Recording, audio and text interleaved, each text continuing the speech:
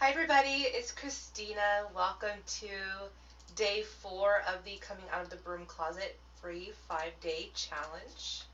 It is Thursday and it's a beautiful day here, so I hope that you're having a wonderful day as well. I'm just going to pop over into the group and make sure that I can see comments. Give me just one moment.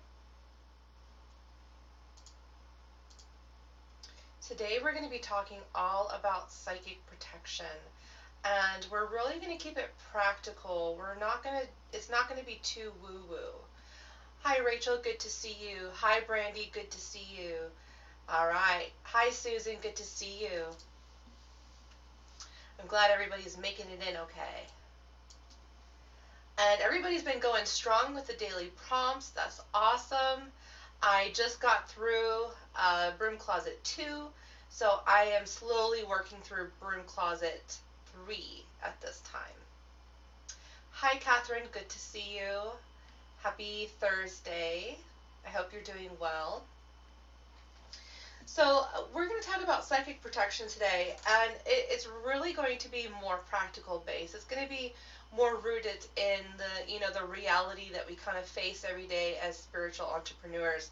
I'm not going to be talking about like which crystals to use, and I'm not going to be giving you prayers, and I'm not going to be giving you affirmations and things like that.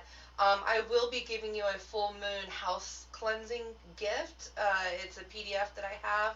You're more than welcome to use it. And we're going to be talking a little bit about, when and why are spells actually the best course of action, and do we have to automatically resort to spell work all the time, or are there other things, more practical things that we can do, dare I say even more effective things that we can do. Hi Marissa, good to see you, good to see you. Hi Ashley, I see you over there. Okay, so we'll go ahead and just get started because I have quite a bit to talk about today, so we'll just dive right in. For the most part, a lot of people have been posting about how they're kind of scared to come out to their friends and family. That's like the biggest, fear-based thought that a lot of us have when we start to reclaim this being a witch, or admitting that we're interested in such things, or when it's not even in our control and it's more about other people putting that label on us. There's still quite a few of you who are struggling with the idea of even claiming the word witch still. And it's, I want to not necessarily it's not my goal to make you do that, but I guess my goal is to get you to see that even if you don't, other people are going to claim it for you, so you can choose to either have the power for yourself and utilize that and actually manifest things that you want in your life through that power, or if you can give that power away to other people who are going to misuse it, who are going to abuse you through it. And the bottom line is that if you do choose option 2, chances are your business is not going to be very successful. Chances are you're not going to be very inspired. Chances are you're not going to take the chances that you need to do, the risks that you need to take, putting yourself out there and just all in all, just generally being scared of even existing, of even speaking up or being seen and being visible.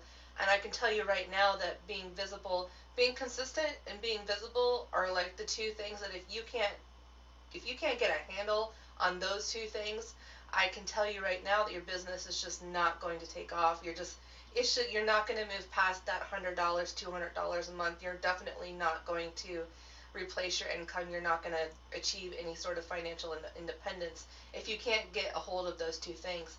And to be able to get a hold of those two things, we really have to be okay with putting ourselves out there and accepting that there is going to be certain backlash that is going to happen. It's unavoidable, right? Hi Jan, hi Lynn, good to see you. So I guess let's go ahead and just preface this with the fact that no matter what, you'll never be completely safe in this world. No matter how strong your spells are, no matter how expensive your crystals are, no matter how much you know about spell work, or about like psychic protection and things like that, you're always going to be somewhat vulnerable to that. We can control, at the end of the day, we can control our reactions to things, or we can try to control our reactions to things. But we're never going to be 100% safe. And so I don't want people under the misguidance that somehow I'm going to give you the ultimate secrets today where you're never going to have to deal with hateful people, you'll never have to deal with psychic attack or anything like that. And honestly, it's really just not something that anybody can promise you, and it's not something that's really realistic, right? Would you agree with that? I mean, would most of you agree with that? That it, for the most part, I mean, we can create safe spaces, yes, and we can really fine tune how we're reacting to things, especially emotionally. But generally speaking, there really is no such thing as a completely safe space where you're never going to deal with some measure of negativity, or that you're never going to have, if only you knew how to talk to a certain client, or if only you were good enough in some way, shape, or form, that you would never have a difficult client or something like that, or that you would never receive any type of negativity at all, right? Lynn says yes. Good.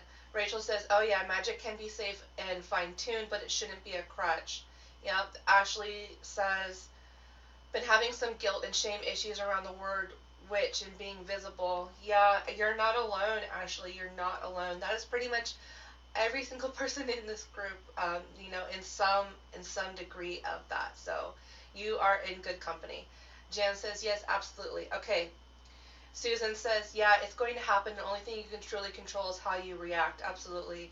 Yeah, and having these certain things that I'm going to share with you today in place, and not being afraid to utilize these things in order to, manipulate the situation in your favor in terms of, okay, we'll get more into it here in a minute. Hi, Karen. Good to see you. Good to see you. Okay, so we pretty much all agree on that. So let's talk about the 3 types of psychic attack that you're really going to be interacting with mostly as a spiritual entrepreneur. It comes in three major forms. Now, we're not going to talk about demonic attack. We're not going to talk about entity attack. We're not going to talk about possession. These are other things that do fall under the umbrella of psychic protection. We're not even really going to be talking about empath protection, because that's something, I mean, I could probably spend 3 hours just talking about that itself. Susan says she's getting her pen and notebook. Good. But specifically today, we're going to talk about the 3 types of attack that you're going to encounter as a spiritual entrepreneur. And I'm going to give you very real practical solutions of how to diffuse these situations. Hi, Leonie. Good to see you. Happy Thursday. So the first and foremost, it's actually kind of sad, but the number 1 type of psychic attack that you're actually going to get the most is, in fact, from other spiritual people, and not necessarily the people around you, or the people that don't really have any type of spiritual bone in their body, or maybe they're, the church-going people and things like that. In reality, the most common type of psychic attack you're going to get is going to be from other spiritual entrepreneurs, if you can believe that. Hi, Adrian. Good to see you. Catherine says, there is control. We're all nuts. Well, yeah, that too, right? But here's the thing. So in most cases, it's actually going to be from other professionals, or it's going to be from other people in the spirituality industry that, again, kind of go through that same thing that we were talking about yesterday, where either you charge too much, or charging period is a bad thing. It makes you unspiritual. It makes you somehow unclean. Whatever that means. Like it's some sort of contest, right? Like for some people it really is a contest though. And I mean, good for them, but at the same time it's like, I don't think they realize how much damage they cause to other people. But in most cases, and I'm sad to say this, in most cases, it's actually jealousy. It's actually jealousy that is disguised as passive-aggressive love and light. Give me a heart in the comments, or say yes or something like that if you've ever dealt with that past. If you know what I'm talking about, and maybe you don't know what I'm talking about quite yet, or maybe you haven't identified that quite yet, but I'm going to give you some information. Yeah, Rachel says, "Oh no, I need food and clothes and not to smell stank. How horrible." Yeah, like I don't want to be homeless. Like, wow, I'm asking for a lot here, I guess. Basic food, shelter, and water. I guess it's too much to ask for some people. But yeah, so okay, a lot of hearts have gone up. So you've probably been the victim of the passive aggressive love and lighters, who Hi, Lynn. Good to see you. I'm sorry. I don't mean to laugh. I don't mean to laugh. It's a serious thing. And I think I'm laughing because just how ridiculous it all seems now, like, 6 years later, now that I'm kind of like not dealing with that on an everyday basis right now. And I laugh because I'm like, oh my gosh, I put myself through so much pain and hurt and drama to get these other people's approval when it really didn't matter in the first place. So if I laugh, it's because I'm laughing at myself and I'm not like laughing at the situation. Jan says, yeah, just pour love on your problems. Yes, yeah, or you're not eating the right foods, or you're, all these spiritual bypassing, or you're just not spiritual enough. You just don't love people enough to let them abuse you, like, okay. Who are you? Are you the victim or are you the abuser? What's going on here? You know what I mean? Lynn says, I have mainly at holistic shows run into those. Yeah, it's really prevalent in the holistic arena, especially the health arena, because you have people that will say, well, the reason why you're broke and you don't have anything and your life is crap and your husband divorced you and your kids got taken away is because you don't eat a raw food diet. Or, it's like, that is like a real thing that some people truly, truly think. And they definitely hurt a lot of people. Or, there's so many other different examples of that, but that's one of the big ones. Or that you're not vegan. Like, I know it's a paradox to love animals and to want to eat meat at the same time.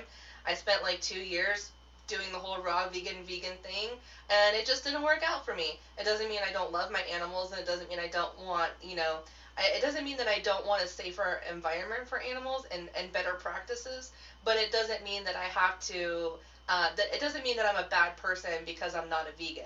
You know what I mean? It's kind of like that sort of thing. I'm not trying to offend any vegans. I totally love you and I love what you do and everything like that, but it's just another one of those situations that we deal with. Lynn says, they are very judgy. Yeah. Rachel says, and these people are irritating, just ableism. Yeah, in most case scenarios, they are people who have never struggled in their life, or there are people who are severely in denial of their own problems, and they're just projecting all of this stuff on you. I did a really good interview with Kai Elliott. If you want to check it out, it's on my YouTube. If you can search it, it's called Time to Shine with Kai Elliott. And we talk about New Age illness shaming and that whole epidemic that's going on with people who are saying these things to people who have real problems and real diseases and have real things that happen in their lives that they don't really have any control over. And there's like this holier than thou kind of attitude that goes on with that. Rachel says, I could probably live off of olives and tomatoes and pasta, but I love chicken, as long as you have a healthy balance. Yeah, and I mean, there's other ways that we can go around it. We can shop smarter. We can choose to buy free range. We can choose to buy from local suppliers and things like that. So there are levels to activism, and it's not just about the extremes. Ashley says, I have a friend that I met because we read on the same hotline, and when I showed him your website as a good example of marketing, he was like, oh, that's too commercial.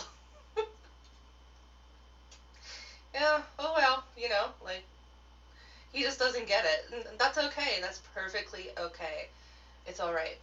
Sky says, I'm vegan, but my husband eats meat and I cook it for him. Still love him. And I think that's what it's about. I mean, I think it's about still loving people and helping them to make better choices, but not like saying that they're going to go to hell or that that's the reason why they're unhappy in their lives and things like that. Like, I don't think we really have any business saying that to anybody. I don't think it's helpful. I think that's the key. It is not, is it really that helpful? It's not. Does it hurt people? It does. There are better ways to elicit change in the world, and that's through being a role model. It's not through bullying. It's not through pressuring people. It's through walking your talk, being that thing, that change that you want to see in the world. Marissa says, New Age illness shaming is a form of scapegoating. Very fearful vibe. Yeah. And really, it's because I don't want to make this all about New Age illness shaming, but it is a big topic, and I do want to talk about it just a little bit. New Age illness shaming, it is, it's a type of bullying, and in most cases, the people that have the problem with you and your problems are secretly insecure about their own things. It's amazing how many people I've met that will say that's the reason why you're poor or your health is bad is because you don't eat a raw vegan diet. And then how many times will you see them go back to the back of the building and start lighting up a cigarette? Or, they go to the bar and have a drink and post that on their Instagram that they're out binge drinking. It's like nobody's perfect. Nobody is perfect. Everybody has their thing, their crutch that they have, right? And it's very hypocritical, and it's very harmful and hurtful. Adrian says, I've struggled with much of this, also loving animals and the energy of shaming. Yeah, I agree. Jen says, chosen channels, because they are the only individuals that juiced for a month, pretty much. Yeah, they're the chosen. Lynn says, that's why I love this group, because there's none of that silly competitive stuff in here. Absolutely. There's not. Catherine says, I think balance is important. Yes, absolutely. Balance is definitely important. Everybody needs something different. Yes, and we should be absolutely considerate of other people, their needs, their desires for themselves. And we're going to talk about seeking out that sort of drama and how we can shift that in ourselves as well.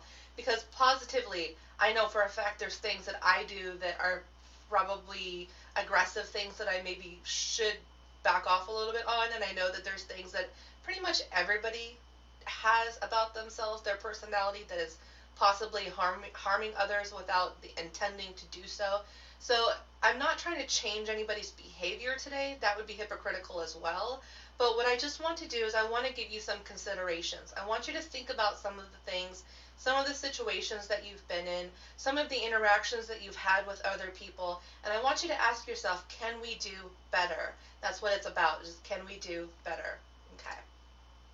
So for the most part, you're going to get this psychic attack from other professionals in your field. You're going to get it from people who feel that charging for services is wrong. You're also going to get it from people who are more or less jealous, who are struggling in their business, who haven't quite gotten yet how this whole business thing works. They're usually watching everybody else. They're doing what the majority is doing, and they're finding very quickly that they're digging a hole, and there seems to not be any treasure in the bottom of the hole, and they're 10 feet deep at this point, and now they have to go dig another hole and try another strategy. Whereas, there are strategies that work, there are strategies that don't work as well, and it is a trial and error in your business. But sometimes that psychic attacks come from people that are still really struggling. How many times have I talked to people on the phone doing clarity calls, seeing if they're right for the masterclass, the Make Tour Your Business masterclass? Because I really do screen everybody that comes in there. I really want to make sure that is going to be a place where we're all on the same page, right?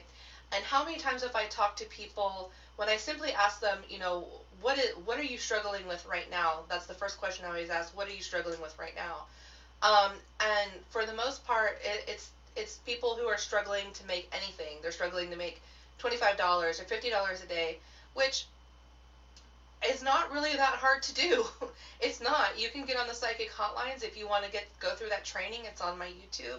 It's on my website, angelicrealmseminary.com. It's at the very top. It says Start Your Spiritual Business. You can find it there, or it might be under workshops. It's under one of those two, but it's basically like how to start working on the psychic hotlines, is how to start making money really quickly so that you can start working on the other things that you really want to do, like coaching or courses or your membership site and things like that. But first you need to get that capital, right? Like you need to get some money coming in so you can at least take care of your bills, so you can pay for your auto scheduler, so you can pay for your appointment scheduler, so you can pay for your graphic design and all of these little teeny working things that go into having a quote-unquote successful business, okay? And the thing I hear the most actually is that they aren't really doing anything besides praying about it, or they'll tell me that, oh, I made a vision board about it and nothing ever happened, nothing ever manifested, or I've journaled about it and I've worked through the energy with it, but still nothing is happening. And, and for the most part, they do like everything besides actually go out there and get it. Go out there and ask for the sale. Go out there and put themselves out there. Do a live stream. Tell people how they can actually work with them. But even getting their offers together for some people is like pulling nails. Like it's very difficult for some people to even just get themselves to a point where they even have something to sell, you know? And at that point, they are very, they're overworked, they're underpaid, they're pissed off, they're frustrated, and it's a vicious cycle because in most cases, this is probably speaking to the heart of a few of you right now, but it's a vicious cycle because you're actually an awesome person. You actually have, a lot of things to give, and you actually have a lot of skills, and there are people out there who actually really do want to hire you and work with you. But here's the thing, is it's like, they think that they're going to make this vision board, and they think that they're going to volunteer a lot of their times, and they're going to do free readings trying to get people in the door, or they're going to do weekly horoscopes and tarot scopes, or they're going to give away things on their business page, like run contests and things like that. And they're already emotionally and physically and financially bankrupt at that time, and so they keep giving more and more and more because it's like it almost feels like spirituality is kind of like this game of karma. Like if you do these good works, then you're going to just miraculously like receive $1 million check in the mail. I mean, it's a very real reality of a lot of the people that I talk to who are trying to build up a business for the first time. They've done the woo-woo part of it, but they won't do the practical part of it. So when you finally actually start waking up and cluing in, and when you actually start taking the risk to put yourself out there, you get your packages together, you start talking to people, you do clarity calls, or you message people who you think you might be interested in working with, or you send referrals out to people. It's like that low vibe that you used to be, all of a sudden you begin noticing that. All of a sudden you begin seeing that out there. You begin seeing that passive aggressiveness. And then people that have been your friends, especially, or have been in your inner circle, the first thing that they say when you're not going down to that low vibe with them is that you've changed. You're a different person now. You're greedy now. Or, all of these things that people tell other people when they finally get some measure of success and start getting some momentum in their business. That is one form of psychic attack. Because basically what they're doing is they're projecting that jealousy onto you. They're projecting that frustration onto you. And it's like you can lead a horse to water, but you can't make it drink. And that's the truth. You can try to help your friends. You can try to help the people around you as much as you can. But you have to realize as well is that as you start getting further along in your business, as you start making more money, getting more visible, being seen more, making these other higher connections. I have people now who are in my course that I used to follow back in the day. You know what I mean? Like the dynamic shifts. The people that you used to idolize then can sometimes actually become your clients, or they become your peers, and it can be a very difficult thing to adjust to. And it doesn't help that you have other people out there that want the same thing that you have, but aren't willing to put in the work and aren't willing to learn, aren't willing to invest themselves, and then they'll throw that negative energy back at you and make it about how you've changed, how you're a different person, and then people will sometimes try to drag you back down because they're uncomfortable with the fact that you have gone as far as you have, that you are making these connections, that you are happy now, right? That you have a light about you, that you're smiling, and you're not talking about how you can't afford to buy groceries this week, People will try to sabotage you, and especially it comes from other spiritual entrepreneurs, and it comes even more from the people that you thought were in your close circle of friends. Okay, so going back to comments. What if you get it from your ancestors? Psychic attack? Is that what you're talking about, Marissa? If you get psychic attack from your ancestors? Susan says, a very awesome training too. Oh, for the psychic hotlines, yeah. Rachel says, it's a matter of healthy balance of the masculine and feminine. Do the work and the woo-woo. Yes, ma'am. That is pretty much it. I mean, you have to have one or the other. And sometimes you're going to be really heavy on the woo, and sometimes you're going to be really heavy on the practical. It's not like you're going to ever, in my opinion, it's not like you're ever going to find that balance that you can just coast at for the rest of your life and everything will just be easy peasy from here on out. I believe that our life is basically a constant struggle between the spiritual, the faith, and the practical. And struggle is not necessarily a bad thing. Struggle basically means growth. It means evolution. It means that you're uncomfortable and that something is about to change. A breakthrough is about to happen. And so usually when that happens is I've just noticed that from really heavy on the practical and the systems and things like that for a while, I kind of get complacent. I get like complacent. I get almost like listless. I get restless. And then sometimes I have to really inject a whole bunch of woo to kind of balance myself out. We kind of teeter-totter between these two extremes.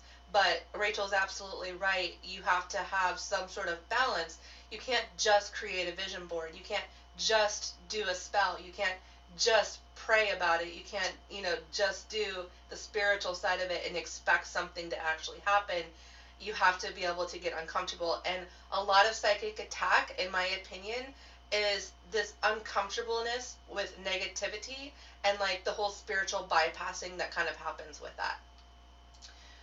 Lynn says, oh, you see me. Yeah. Susan says, right, Rachel? Got the song Come Together in my head after reading your comment about balance of the masculine and feminine. Or we get the copycats or the freebie seekers. Yep. How many times have people that used to be in my circle said, hey, can I pick your brain? Hey, can I ask you some questions? And it feels bad when you have spent literally like hundreds or thousands of dollars with coaches on programs, on education, marketing classes, these types of things. It feels bad to then be taken advantage of and have other people expect to get that information for free. And not only that, but think about the last course that you took that was actually about marketing, that was about running a business, whether it was accounting or how to make graphics or how to use Instagram or how to use Facebook. Whatever it was, whatever the last training that you actually took, that you paid for, that you invested your money in, think back to how difficult it was to learn these new concepts. Think about how you had to actually be there and be immersed in the technology, be immersed in the ideas to actually understand the concepts and see how that actually works out in a way that's going to better your business. Now, think about the person that's asking for the 5 free-minute version of that. They're not going to get anything from that anyways, because first of all, they didn't invest in it, so they have no emotional attachment to it, whether they invested time or money. And second of all, they're looking for a quick fix, and then it just doesn't exist. There's no such thing as the quick fix, right? So there's that type of person. The next type of person you're going to get, another form Rachel brought up, is the copycats, which is a form of psychic attack. Now, I don't think that all copycats are necessarily a bad thing, because how do we really learn? How do humans really learn? We learn through imitation, right? So copying other people, everybody's guilty of doing that. Every single person who runs a business is guilty of copying someone else's idea. So we have to kind of just get used to the idea that there's really very little or new original ideas out there, and instead not really so much get upset, but what I tend to do is I just distance myself from it. I cut myself off from it. I don't feed it. I just recently, my most recent psychic attack with copycat is, so there was this lady in the Heart Center group, and she was here for like a couple months. She never did any of the challenges, never did the workshops, never showed up for the live streams. But she would always ask questions in the group, and which is fine. That's absolutely fine. But she would always ask questions in the group, and I would do my best to help her. And she would literally tell me I was wrong on every single thing.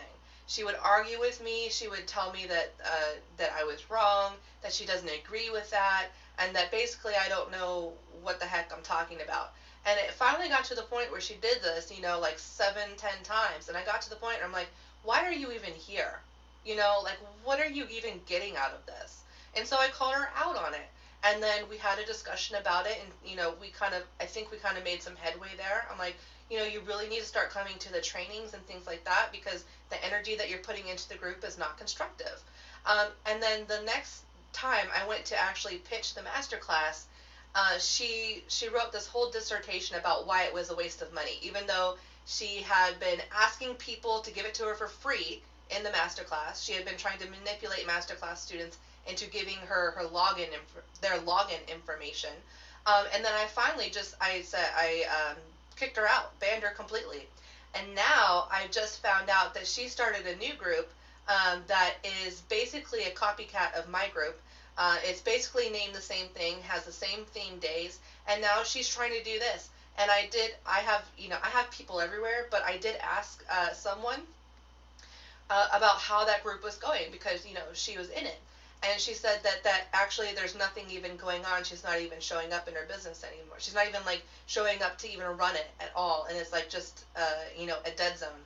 And it's like, you're going to have these things that happen to you. You're going to have these really traumatic things that happen to you, that it's going to piss you off. And it's going to make you angry. But you just can't give that energy. You just can't. You can't carve out the space for it, because eventually you're going to be so busy with the other opportunities that you have in front of you that you're not going to be able to find the time to carve out to feed that energy into that psychic attack. Marissa says, not really psychic attack, more like a combination of family patterns and unhappy ancestors. Yeah, my solution to that was moving 2,600 miles away from my family and cutting myself off for them. I'm not saying that that's the best solution for everybody else, but that was the most practical solution for me personally. And that's kind of how I dealt with it. Rachel says, I personally find it refreshing for people to tell me prices now. I know the value and expect the same attitude in return, just mutual business respect. Yeah. Susan says, seriously, people will talk about you no matter what the hell you do. Yeah, they will. I mean, they definitely will. You can be like the nicest person in the whole entire universe, and someone's going to have a problem with it. Someone is going to have a problem with it, because you're too nice. If you're not making money, they'll talk. If you do, they're going to talk. Yeah. And I know with you, it's like, if you start making money, it's like, oh, well, she's doing something shady, or she's obviously doing something illegal or something. I've heard this before, and it's crazy. It's like, no, nothing like that is going on. And I don't know why people feel the need to project that on you, but they do. Ashley says, my family tried to sabotage. And unfortunately, that is super common. Unfortunately, that is something that a lot of people deal with. Leonie says, work at building a relationship with your ancestors. Even my diehard Christians help me with my reading and spell casting. Leonie says, it's the greatest form of flattery and moderation. Right. Marissa says, that is great, Leonie. I'm in that process. Susan says, glad she didn't ask me for my information. I'm nice, but she wouldn't have liked my responses. Leonie says, Marissa, you're an amazing force. Your energy is beautiful. I agree.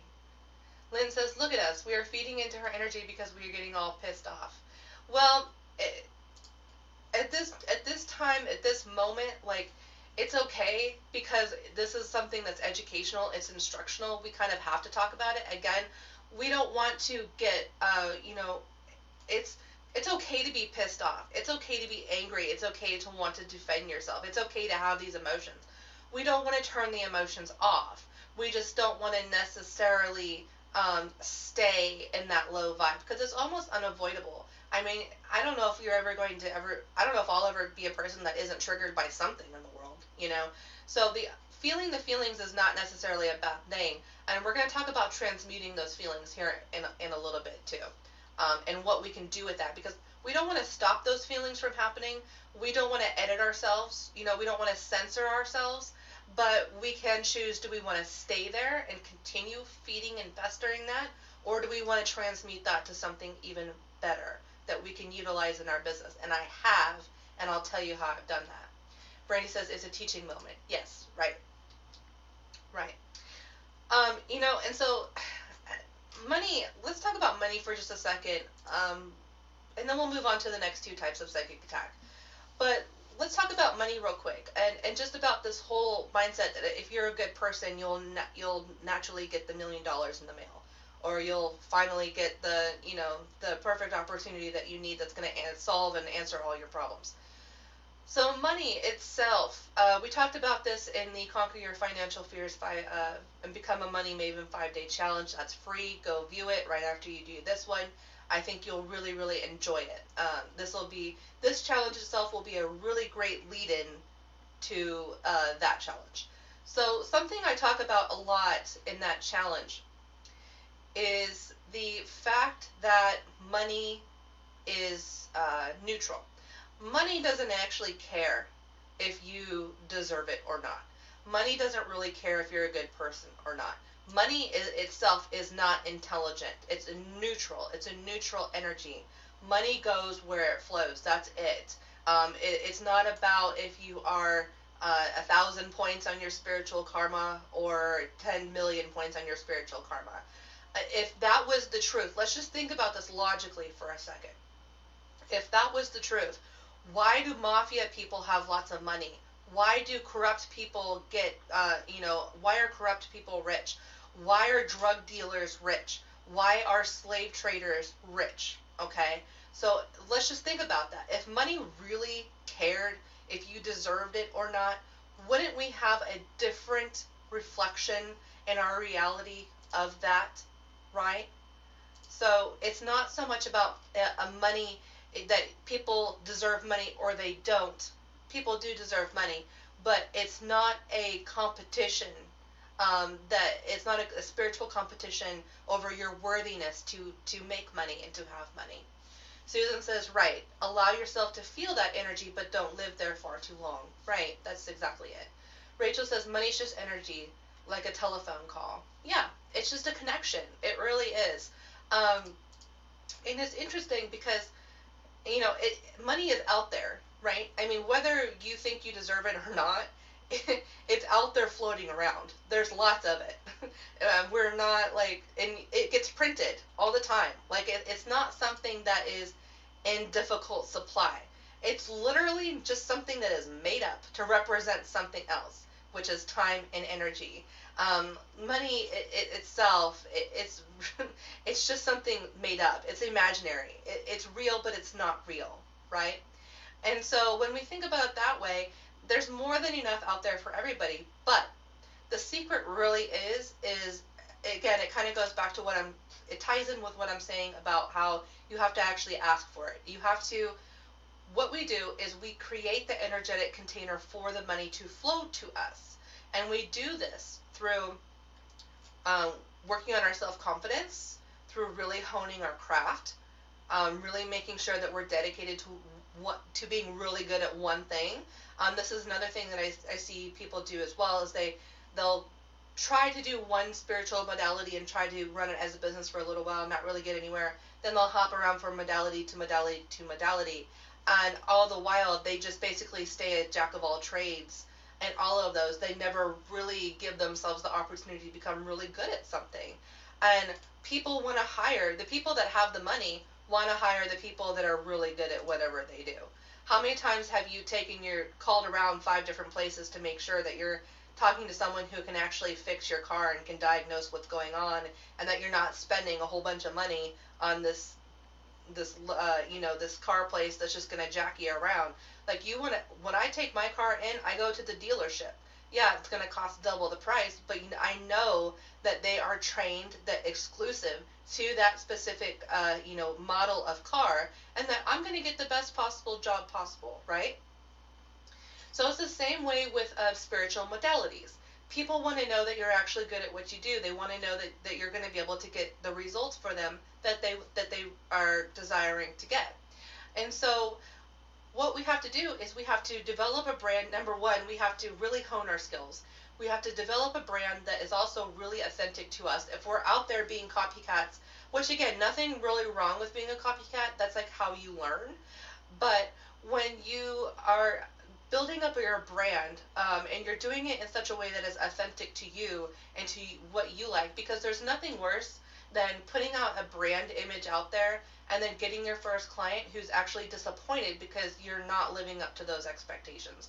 Or, it's like when you have these really beautiful photos of yourself that you're all made up, and you have full makeup on, and your hair's done, and you're out in this beautiful ritzy place, but then you get on a coaching call, and I've had this happen to me. I'll get on a coaching call with that same person that I'm expecting to see and that I vibe with, that has whatever it is that I'm trying to attain for myself, only then to see them with their hair up in a bun, like just no regard for their appearance whatsoever, and things like that. So we have to find some way. So it's I don't want you to like try to copy every single brand that's out there, or even try to copy these higher end brands that are out there. If you're still struggling to make $25, $50, $100 a month, you're not going to vibe with that. That's not, people are going to feel misled, and then you're going to get a negative reputation for that too. It's way better to just simply be who you are, to represent yourself exactly who you are, not worried about like trying to compete with these other people, with these unattainable people, and instead focusing on who you truly are right now, and working from there and building from there. And I promise you, you're going to find clients who are way more appreciative of you, who value you more, who are on the same wavelength as you, basically what we call ideal clients. Jan says, there's always a new take on old ideas. Yes. And she says, I am loving this time of working on myself. Me too. Susan says, yes, I'd rather spend more money and know that it'll get done right the first time than pay a cheaper price where it'll be done wrong, and I'll end up having to get it worked on all over again. It takes too much time and aggravation to go through all that. It does. It really, truly does. So that's why I'm such a stickler, especially in the masterclass, Focus on your one thing. Get good at your one thing. Focus on that for a year. Don't pivot. Don't go off into the next shiny thing that's out there, because you're not giving yourself enough time to become the expert in what it is that you really want to do. Lynn says, it's funny, I always have to even brush my teeth before I do online readings, or even talking to my friends on FaceTime. I'm the same way. Sometimes I'll show up on the master class and like not shower for like 2 days, but like, at a certain point, like, you have to feel safe around those type of people. You have to build that trust, that community, that vibe. Okay, and then let's see, and then this is a really interesting one too, and I don't want to scare anybody. That's not my intention. My intention is not to scare you. But there are other spiritual practitioners out there who will literally send you hexes and curses. I've had that happen to me before as well, and it's very interesting. Let's talk about hexes and curses just for a moment. Let's just talk about what that kind of means, and the frame of reference that I'm trying to give you. Not necessarily that like people have some mystical, magical power over you. I don't believe that to be true. But people like to think they do, and it can cause a little bit of havoc, and it is considered a psychic attack, obviously. But I think it's important to just be aware of this, not to expect it, to be aware of this.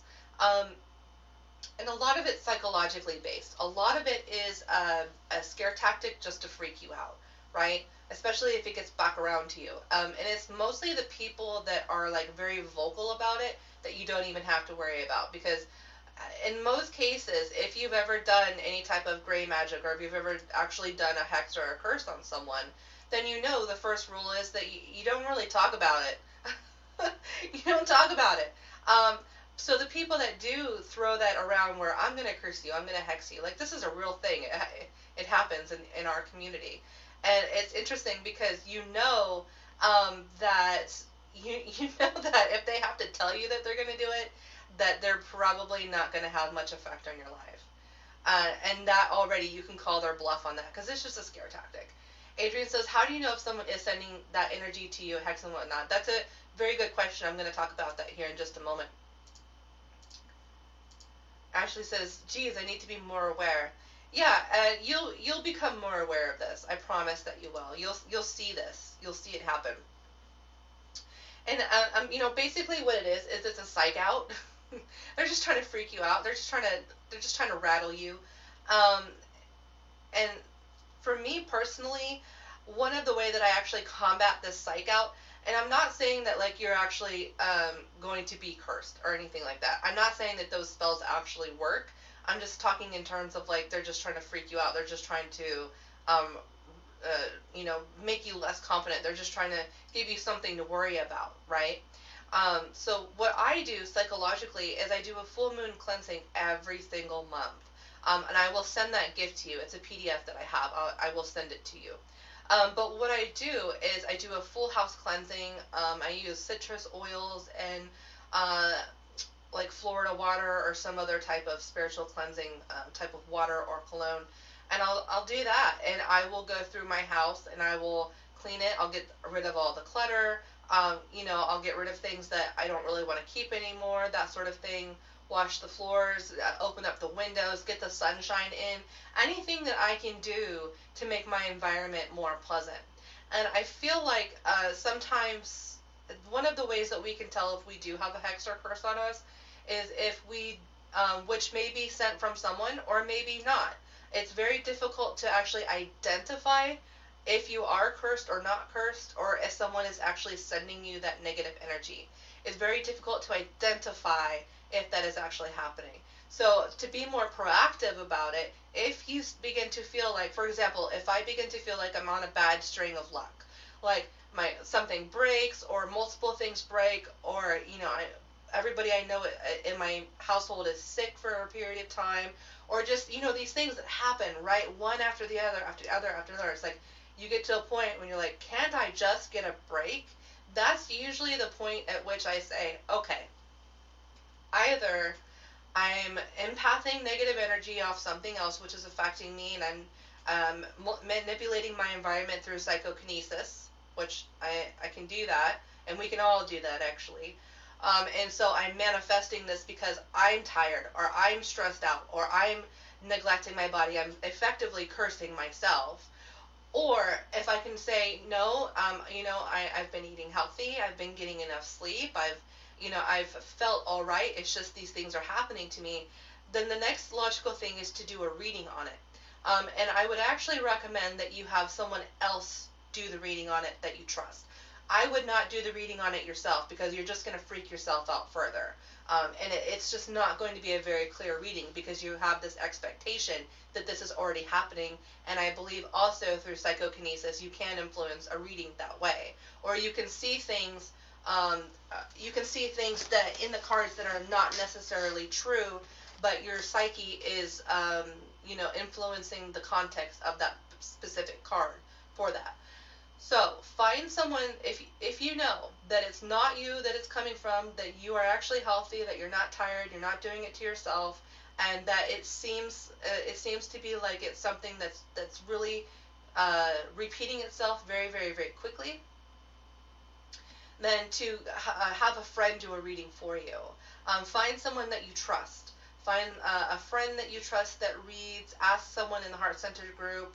And if you even want to, you can pull a couple cards and say, hey, do you see anything in this? And not necessarily tell people that you're looking to see if you're cursed or not, but just see what people think about it before even saying the word curse or hex or anything like that.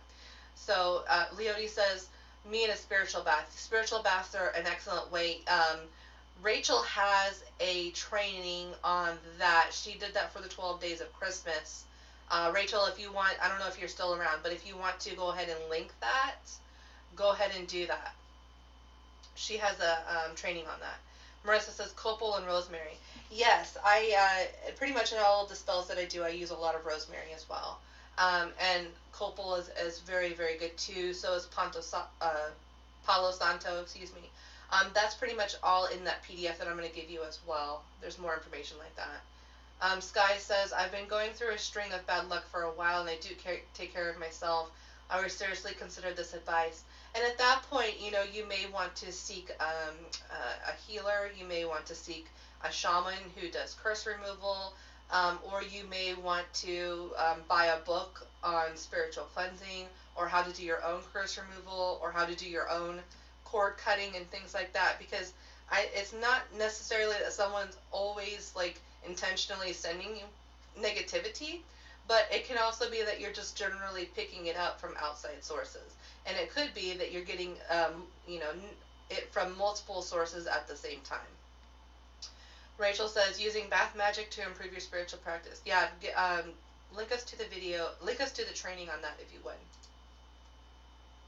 So I'll give you that full moon thing, and then I would say just be proactive about it. Just keep doing those cleansings, those spiritual baths, whatever it is that you feel that makes you feel good about your energy or makes you feel like it's been cleansed. It doesn't really matter what the method is. It's not that one method is more effective than the other. It's more about how you feel about it. Ashley says, I had this happen recently, but I've been going through a lot of changes, so I'm not sure if that energy is being released, caused, or if someone or something is angry with me. Jess says, cursed by family and ex, but coming out of it now. Rachel says, I've got so many herbs and stuff for that. I may need to make a freebie for that. Yeah, pretty much. Hint, hint. Nudge, nudge, wink, wink. Yes. So, it really is psychological more than anything, and if you're doing these protective things, these banishing rituals, these banishing spells, then the truth is that you're just going to feel more confident that the bad energies simply won't get to you. And if your intention and your belief is stronger than theirs, it won't. It can't affect you. If your will, your faith, your belief in yourself is stronger than their jealousy, their hatred, their resentment, whatever it is towards you, then you're definitely going to be able to come out on top of that, and you're not going to be affected by that. But again, I think it really comes down to being proactive about it, and remember, and making it part of your ritual, making it simply just part of your practice, is to cleanse your energy on a regular basis. You can even do a chakra balancing. That's a really good way, especially if you are kind of sensing some darkness in one of your chakras. A really easy way to realign your energy is to just do a chakra rebalancing, where you're just visualizing your chakras kind of like a fan, and they spin faster and faster and faster, and as they spin, they fling the mud off, and it becomes more vibrant. That's kind of like my visualization that I use. I kind of think of them as fans that they spin, and as they spin faster and faster, the darkness is tossed out, and it becomes, it illuminates from the inside. Yeah. You guys are funny. So, unless, of course, you're an asshole and you deserve it, and I can't help you there. That's a joke. I'm not being serious at all about when I say that. But some people are buttholes, and some people really do deserve it. But that's besides the point. Doesn't everybody deserve something at some point? Like, we all have bad days where we're just not our best to one another. And but let's not resort to hexing and cursing people, though. Okay. Okay, so the second type of psychic attack that you're going to pretty much encounter a lot is from your actual clients. Okay, so how does this work, right? So from your actual clients. So for a lot of people, a lot of clients who are brand new to the spiritual arena, are brand new to spiritual services, and are looking for their first coach, or looking for their first healer, or looking for their first tarot reader, or have been to many and their experiences have been subpar. So the next type of psychic attack. Thank you, Rachel. Rachel just posted that. Here, let me pin it for a second. Okay, so the next type of psychic attack actually comes from clients who are codependent.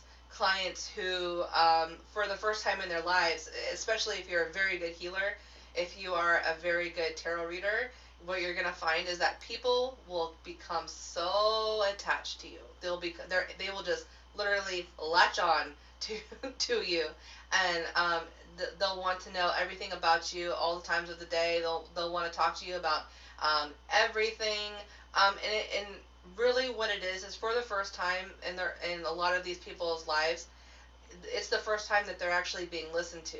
It's the first time that anyone has ever really shown genuine compassion or care to these people.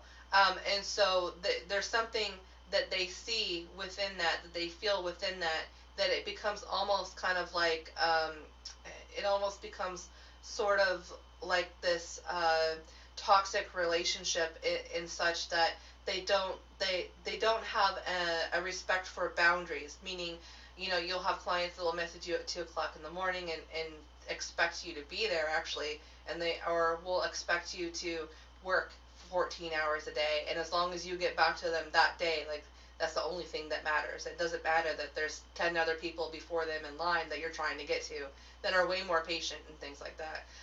And so that's definitely a type of psychic attack that can come up. It has a lot to do with, just really has a lot to do with people having access to someone who actually cares about them for the most part and actually listens to them. And so, even in psychology, this happens as well. When I was studying psychology in college, there's a term called transference. Transference is a lot like codependence. Transference basically means that they are projecting these expectations onto you that you really never signed up to begin with, because they're associating you with an archetype, say a mother or a best friend, instead of being your coach, instead of being your tarot reader. It's called transference. They begin to see you as in a role that you're not necessarily advertising and that you've never actually agreed to. And I think these types of clients definitely need a lot of patience. But the way that I have the way that I have dealt with this personally is to establish boundaries from the very get-go. When I was brand new to coaching, and at that point, anybody was my client who had money, right? Anybody who was willing to pay me for a coaching package was my client at that point. And I didn't really establish boundaries. I didn't, I was just thrilled to have a client. And so I would bend over backwards to, like, help people. And I would make myself, like, really, really available to people.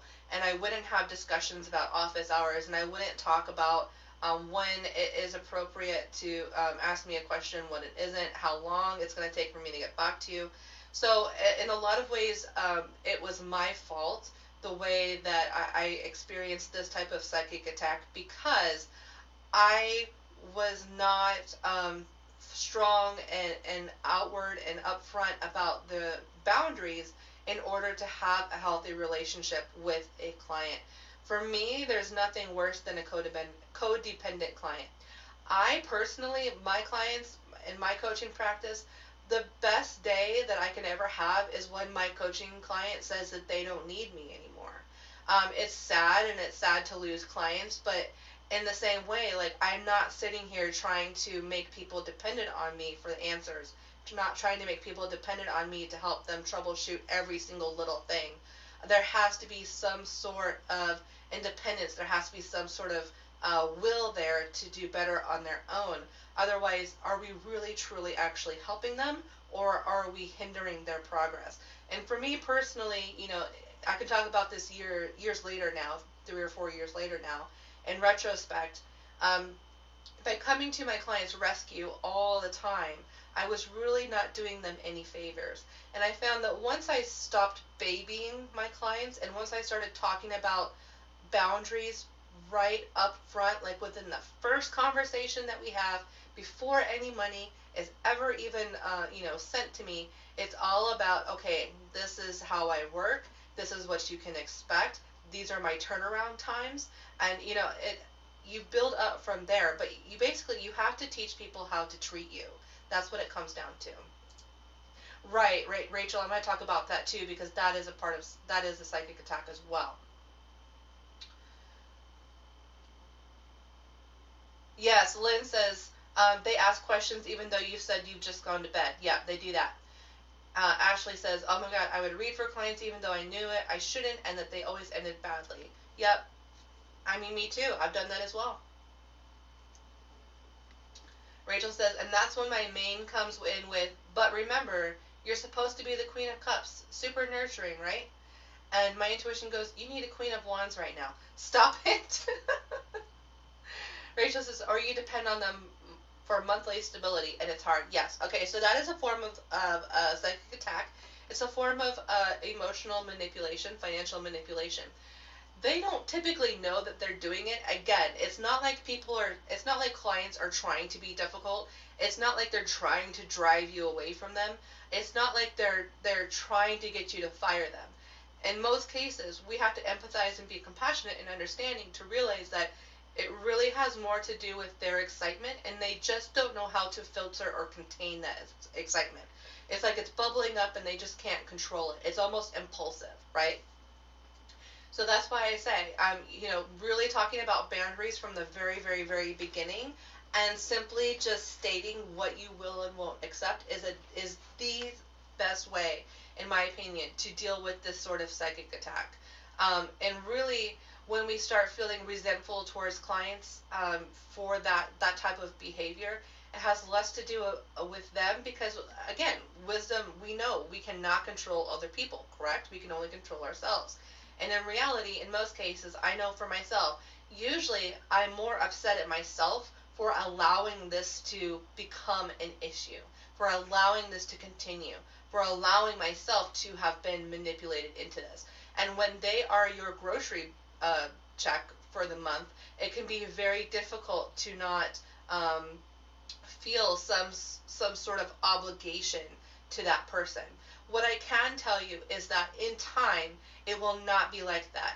That is a temporary, fleeting thing that, yes, you're struggling with right now, but it will not be a forever type of thing. Eventually, you will get to the point, if you just keep showing up, if you keep doing your content, keep talking about how people can work with you, keep following up with people, building your group, building your business, your empire. At a certain point, you won't deal with that stuff anymore. Then it'll become more about, actually, I'm already booked up 3 months ahead, but I can put you on a waiting list. That time will come. But in the meantime, I know it's so hard because you are depending on them to basically pay for the back end part of your business just so you can work, and just basically make it even and not necessarily get a profit, but just make sure that you're at a zero balance instead of a negative balance. They become so draining, Lynn says, that you can't deal with them any longer. You have to pass them on. That's another way that, therapists actually do this all the time. They say, actually, I'm sorry, I don't think that you're progressing. I'm going to go ahead and recommend you to refer you out to another practitioner, and that you may have a better relationship with, that sort of thing. So yes, that definitely happens too. And you can always refer them out. You can always tell them that, look, this is not really working for me anymore. And yes, there are going to be hurt feelings and stuff like that. But we can also talk to people too and just be honest. Again, honesty, in my opinion, is the best policy. I'd rather piss someone off with the truth than piss them off with a lie, or piss them off with a lie that I'm even telling myself, which is even worse because then I have to deal with that guilt of that. I would rather deal with the guilt and the pain of having a direct, honest, straightforward conversation with someone rather than try to navigate around it and up and down and sideways and backwards and forwards to avoid that pain, which is really just basically costing me more time and energy in the meantime. Ashley says, not having good boundaries hurts every area of your life. It does. Lynn says, what about the people who ask their past loved ones to send me, and I end up going to a store not knowing why, but I heard spirits say, go to the department where the slippers are. And yet there was a man's wife and daughter saying how I asked him to send you. I said, didn't I give you my biz card? Well, next time it would save me a lot of time if you just call. We laughed. Okay. So there's kind of two camps of thought on this, Lynn. The first camp of thought is that if you receive a message, then somehow you are spiritually obligated to give it, or that the spirit won't necessarily go away unless you give it, or that it is, quote unquote, the right thing to do to give a message to someone. And there's another camp of thought that says if they didn't ask, then you don't tell them. If they're not open to that, then it is not really your responsibility to open that gate with people. Now, I've had situations where I've seen, especially with clients who are mediums, where people have actually been angry at people, at mediums, for coming up to them and they give them a good talking to and saying, I'm not into that kind of stuff. We have to figure out, especially with giving psychic readings and mediumship people to complete strangers and following that sort of intuition, we have to figure out why is it that we're actually doing this. Are we doing this because, it is the right thing to do, or are we doing this because we think it's the right thing to do? Are we doing this because, we feel like we're not going to get any relief until we actually do that? And in some way, shape, or form, giving readings to people who don't ask for it, who aren't putting themselves in a position to receive that information, can also be a form of psychic attack. But here's the thing, too. It is so hard to judge, isn't it? It's so hard to know whether someone is actually going to be open to it or not be open to it. So it is it's a really sticky situation. And I don't really have an answer for you whether it is a right or wrong thing to do. I think that's really up to the individual, and whatever the consequences of that, be that as they may. But I think in a lot of ways, we kind of have to ask ourselves and use our own discernment. Is this something that is really necessary? Is this something that is helpful? And if it is not necessary, and if it is not helpful, then it is not the right time, Lynn says, I had met them prior and did a reading at their request, and they already knew me. So you already had that link with them. So that's why it was overwhelming that you had to talk to this person. I can understand that for sure. But going up, the whole Teresa Caputo thing and stuff like that, where, they're coming up to these random people and giving messages.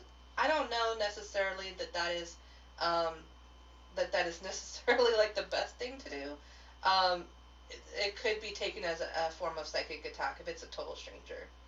So just to be mindful. I'm not trying to change anybody's behavior. I'm not trying to make anybody feel bad or anything. It's just considering the consideration that goes before the impulse to share that kind of information. Rachel says, it's also a little guilt because I've helped them so much and now I don't want to leave them high and dry. Just talking about it because I'm dealing with it right now. I totally understand that. And here's the thing too. When it comes to clients, you will outgrow clients. You'll outgrow them.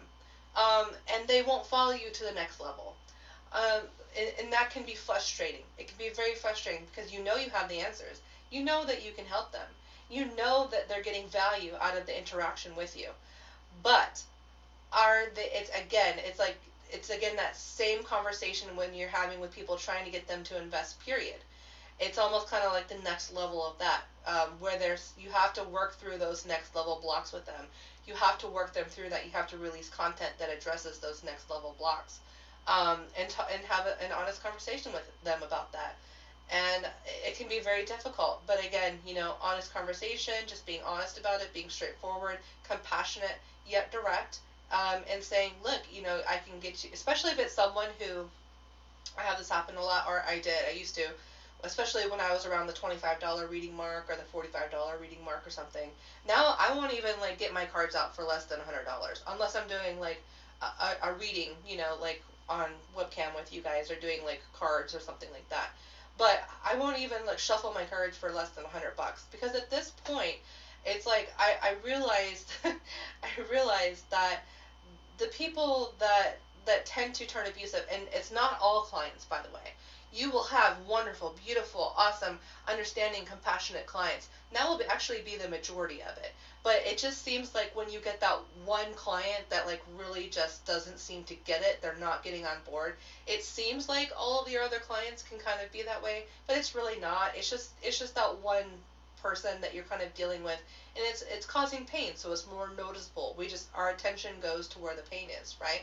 And so what I found is that they'll invest the $25 for a reading, they'll invest the $45 for a reading when you know that they need to be in a coaching package with you, when you know that they need to have a VIP day with you or something where you're together for multiple hours doing a very intense process of healing or whatever it is that you need to do with this person. But they don't want to go to that level. They're comfortable with the $25. They value your input $25 worth. And it can be very frustrating when you know that you can get that client to the next level and you can get them whatever it is that they need from you and you can really help them. But they're too scared to invest in themselves. They're too scared to go to that next level with you. Some clients you'll lose at that point. Some you can't work with anymore. How many times can we do the same reading on the same subject?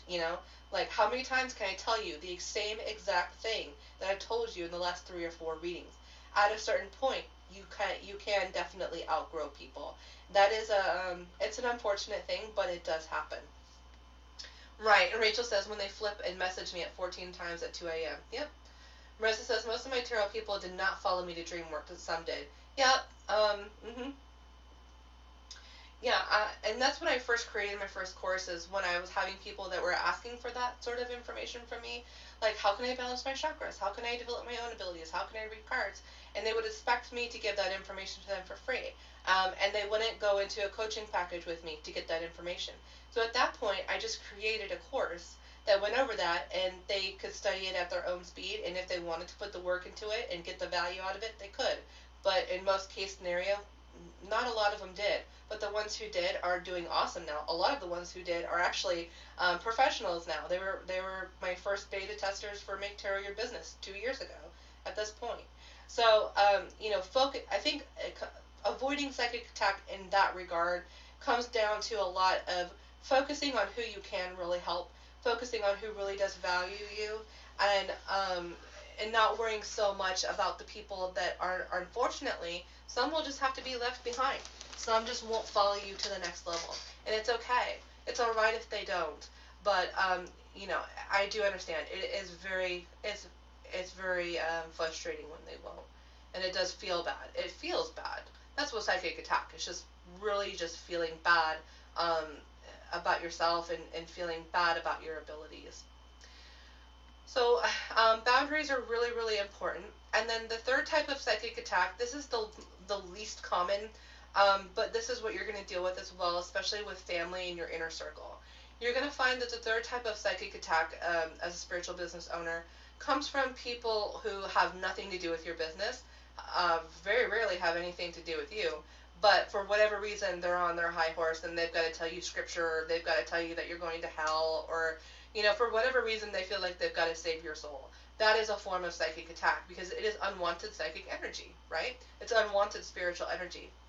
So, and you'll see this through like people posting troll comments on your YouTube or your Facebook, or you'll see this through family members that are like always got to have a snide comment or something at family gatherings about you, or I remember being at Easter one year and one of my husband's cousins saying, "Oh, you didn't bring your tarot cards, and I was gonna get a reading from you," and she was like, ha ha ha ha, like she was totally like, and then making like light of the situation, like she wasn't actually gonna get a tarot reading from me. She just wanted to put me on the spot and make me feel bad, and and it's so stupid. It's so silly. So that type of psychic attack, that is really just unavoidable, especially in the online space, in the real world. We can't control what people say. We can't control people's mouths. People are going to say what they're going to say. They're going to be negative. They're going to tell you that you're going to hell. They're going to tell you that, all of these things, these scare tactics to try to make you be something other than you're not, or to give up these parts of you that you cherish and you love about yourself. And the way to deal with that psychic attack, the best way, is to simply be liberal with the block button. Whether that means that you don't have family and friends on your list in your Facebook space that are at odds with you, that's okay. You can totally do that. Or even creating lists so where, certain people can't see certain things that you post. People that are continually combative and argumentative, just block them. Get rid of them. What value are they even adding to your life? It doesn't matter if they're blood related or not. It doesn't matter. If they're not cheering you on, if they're not happy for you, if they can't control themselves enough to where they can keep their own beliefs to themselves and not interfere with your life and your beliefs, then they don't respect you as a person, and they do not deserve a place in your life. Hi, Susie. Good to see you. Lynn says, I think the fear of that sort of thing is one thing that holds me back from putting myself out there more. I understand. Adrian's rolling her eyes. Jan says, I get this at work. If something happens, they laugh, and you should have known that was going to happen. Right. I get that one too. Or, oh, you didn't win the lottery? No. Like, why didn't you tell me who was going to win the game? I would have made us a bunch of money and stuff like that, Just these comments that people can make comments like that in jest, and it can be in just in fun.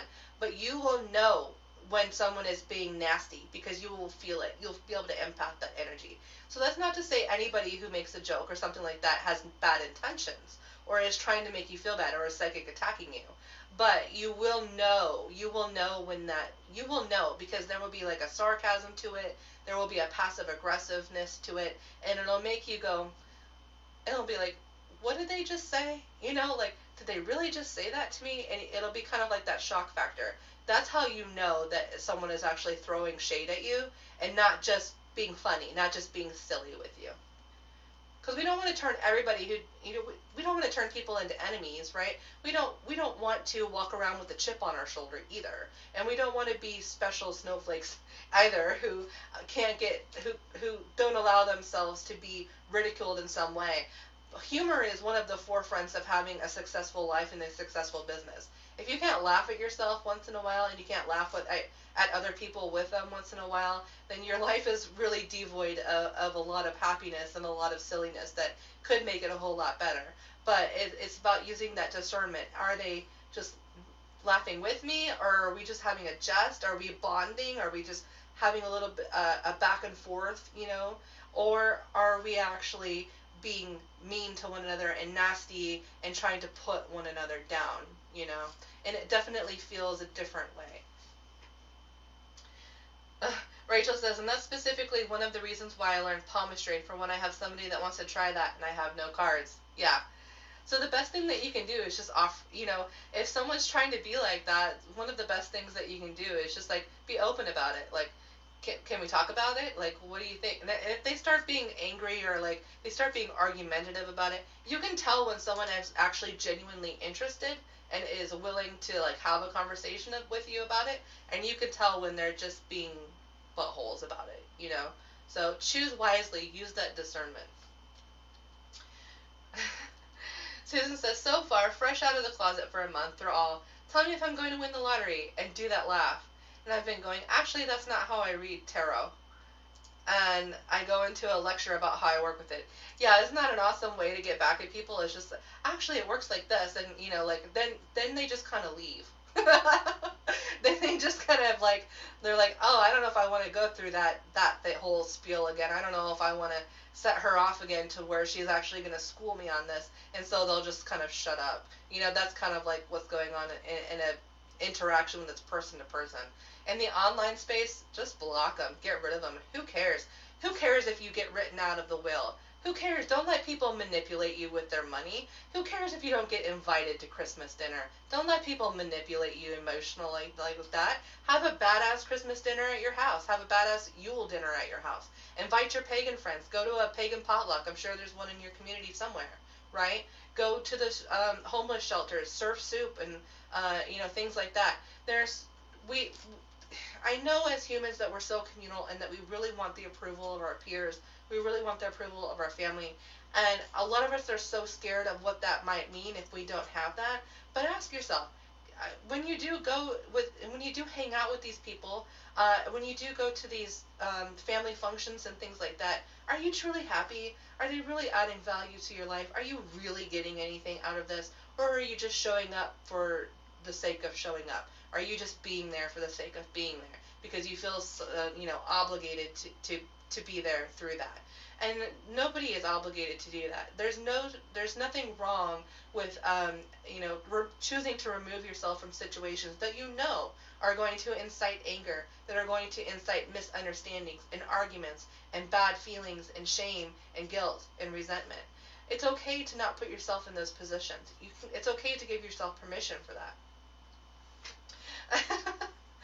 Lynn says, oh darn, I wanted to be a special snowflake. Jan says, oh wait, I missed some, hold on. Oh, I'm missing a lot of them. Susan says, yeah, you definitely feel it, but see, I get very expressive face, and there's a look I give that apparently makes them shut the hell up. Jan says, yeah, my look is the eyebrows apparently, right? Like, this is it this one? This one always raises. I can't ever get this eyebrow. But it's always this eyebrow that raises, and I kind of, you know, give them the cockeyed look.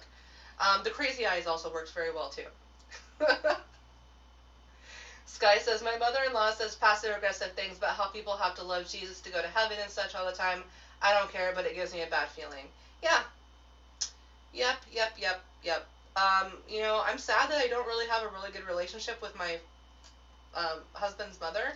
But that's because she wants to talk about Jesus 24/7, and I'm just really not. It's like, and there's just this level of entitlement.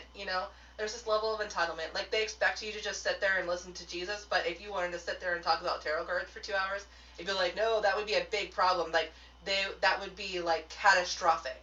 Like, that would be, that would just be, like, the worst thing ever. Like, they wouldn't even bother, my mother-in-law, if that was the case, she wouldn't even bother coming over. She wouldn't even bother coming to see me. Like, if if it was really fair and equal like that, and we really listened to one another in a fair and equal way, but it's not. And it's, a lot of cases, it's one-sided. That's how you can tell it's a toxic relationship. Susan says, yep, found a lady in Memphis who opens her home for woo-woo stuff, and I'm planning on going to visit and be with my peeps. That's awesome. Rachel says, bring on the mead. Let us be merry without the bugaboos. Yep. Susan says, I be a Cancer rising, yo, so I think that's where my facial expressions come from. So true. Yeah, I can't tell you to cut your family off. I can't tell you to stay away from those situations. You can only really make that up for yourself. That's something you're going to have to come to terms with, and yes, there are consequences. I'm not going to say that, that people aren't going to be pissed, or that you're not going to be written out of the will, or that you're not going to be exiled and things like that, but it's like, it's like, I can't do that for other people. I can't put my happiness, I can't do it. I would rather die. I would rather jump off a bridge than try to be something with some people that I'm not, than try to be this super compassionate, understanding person and allow these people to talk at me instead of with me. Like, I just can't do it. I just can't do it. I would rather be alone in the middle of the forest like I am right now. I'm in the middle of the Midwest forest swamp. I don't know anybody here. It's just me and my husband. We're totally alone. We've been here since 2007. So, it's like, I had to make that choice for myself. I had to go off on my own. I had to be the fool. I had to pack my bag and take my dog with me, and we had to go explore the world. I don't have any regrets about that. I don't have any regrets.